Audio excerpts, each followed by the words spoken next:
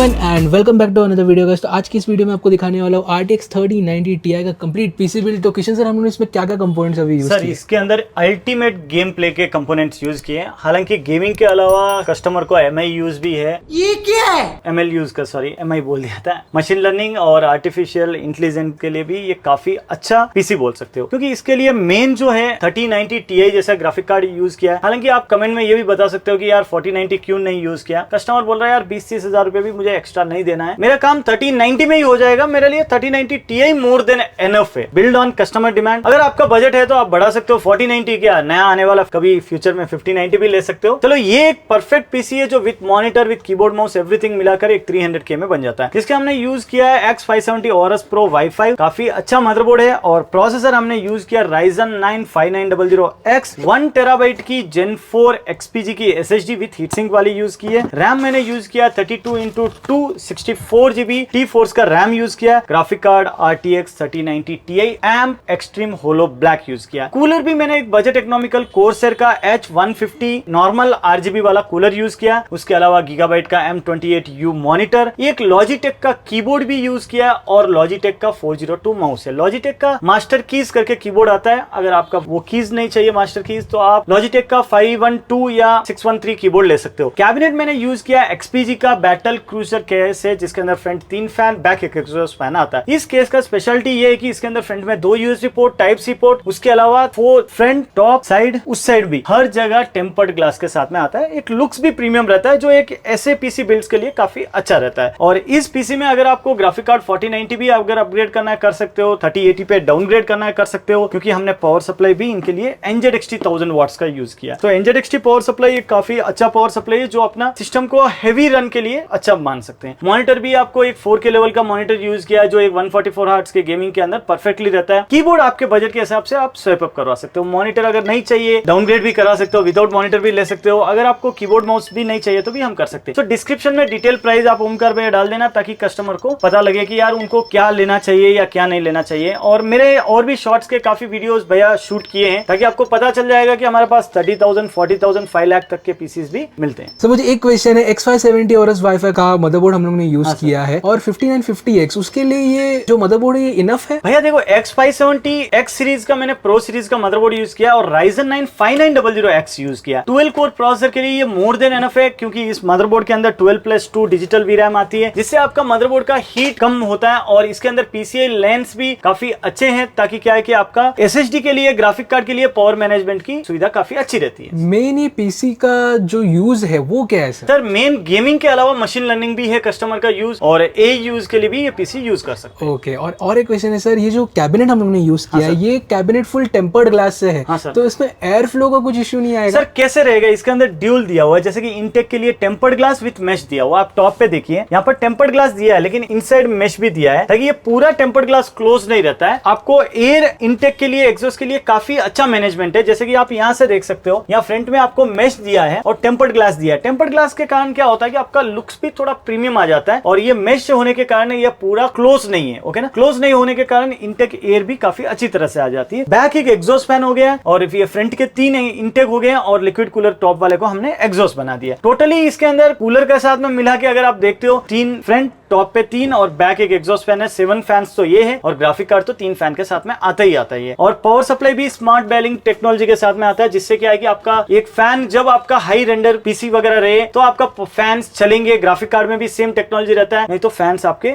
नहीं चलते हैं, ताकि आपको साउंड नॉइस वगैरह कम आ जाए। ओके। और टॉकिंग अबाउट पावर सप्लाई, अगर इनको फ्यूचर में 4090 लगाना रहेगा तो 1000 वॉट इनफ है? सर मैं आपको एक बात बता दूं, यही फ्यूचर प्रूफ पीसी है, इसके ऊपर 4090 कस्टमर लेगा ही नहीं। रीजन मैं बताता हूं, जब कस्टमर को अपग्रेड करना था तो वो 670 सीरीज का प्रोसेसर ले सकता था। उनके यूज के लिए 5900 काफी मोर देन एनफ है। हालांकि इन फ्यूचर में 7900 के प्राइसेस ड्रॉप हो जाए, अभी ऑलमोस्ट 50,000 में बिक रहा है, ये 33-35,000 के बीच बिक रहा है, 15,000 का गैप वहां आ जाता है। मदरबोर्ड के अंदर भी आप X670 के अंदर एलाइट सीरीज का ही आपको 25-28 के बीच में आ जाता है, तो 5-6 हजार का वहां गैप आ जाता है, तो 20,000 रुपए वो गैप आ जाता है। तो कस्टमर सोचा कि यार मेरे को अगर फ्यूचर में चाहिए, मैं 64GB की जगह 128GB रैम भी स्वैप अप कर सकता हूँ। Okay. और फ्यूचर अपग्रेडेशन करेगा क्यों कस्टमर, जब 3090 Ti जैसा ग्राफिक कार्ड लगाया है, अगर वो गेम भी खेलेगा तो 4K लेवल के अंदर आपको 100 FPS तो आराम से आपको आ जाएंगे। और आजकल gaming 1080p 2K 4K level के ऊपर आज के टाइम में है नहीं है, 5 साल के बाद में शायद 8K या 16K भी आ सकता है। उस टाइम तक तो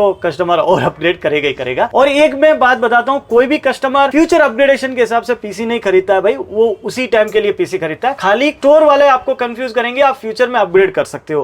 आपको मैं एक बात बताऊंगा, जब आप कस्टमर 4090 या 5090 अपग्रेड करेगा 2 साल के बाद में, जब आएगा जो भी मॉडल, तो उस टाइम आपका पीसी मतलब जैसे पावर सप्लाई में चेंज हुआ वैसा चेंज हो जाएगा, मदरबोर्ड सॉकेट भी चेंज हो जाएगा। तो कस्टमर को ये पीसी ओवर किल है ऑलरेडी, ये बजट तो मोर देन एनफ है। 3 लाख रुपए भी कोई छोटा अमाउंट नहीं होता है, तो और उसको 20-40 हजार रुपए नहीं बढ़ाना था। अगर आप बढ़ा सकते हो तो आपको जैसा चाहिए वैसा हम कस्टमाइजेशन करके दे सकते हैं। Talking about individual component prices, individual component prices her bar change होते रहते हैं। डिस्क्रिप्शन में मैं डाल दूंगा उस टाइम के लेटेस्ट प्राइसेस, और जब आपको खरीदना रहेगा उस टाइम आप कांटेक्ट करिए, ताकि हम प्राइसेस आपको बता सकते हैं बेस्ट टू बेस्ट। जैसे कि अभी कोई कस्टमर मुझे कॉल करता है या व्हाट्सअप करता है और बाई करता है 1 महीने के बाद में या 15 दिन के बाद में, या कुछ कस्टमर बोलते हैं मुझे 6 महीने के बाद में चाहिए, उसकी वजह से लेट रेस्पॉन्स आता है और उसका कोई मतलब ही नहीं बनता है। ये कस्टमर ने मुझे कल फोन किया और आज आके बाई किया, ताकि उसको बेस्ट डील मिला। अभी 15 दिन के बाद में सर सही बताऊं तो 4090 ग्राफिक कार्ड के प्राइसेस अगर ड्रॉप हो गए तो इसके प्राइसेस भी ड्रॉप हो जाएंगे। ये ग्राफिक कार्ड किसी को स्पेसिफिकली यही मॉडल चाहिए और ये मॉडल डिसकंटिन्यू भी हो सकता है। तो ये नहीं होता है कि प्राइसेस एवरी 10-15 डेज या समटाइम्स एवरी डे भी चेंज होता है। तो कस्टमर जब खरीदना रहता है तब कांटेक्ट करेगा तो उसको एक बेस्ट डील मिल सकता है। ओके, तो thank you so much Kishan sir. Guys ये जो पीसी है, ये पीसी का जो प्राइसेस है वो मैं पिन कमेंट में दे दिया हूं, तो आप एक बार जरूर चेक करना। और गाइस ये था complete video about RTX 3090 Ti का complete PC build. I hope कोई वीडियो अच्छा लगा रहेगा। अगर आपको वीडियो अच्छा लगता है तो वीडियो को लाइक करो, शेयर करो, चैनल को सब्सक्राइब करो। तो आपको नेक्स्ट वीडियो में, तब तक के लिए bye, take care and all your wishes come true guys, bye bye.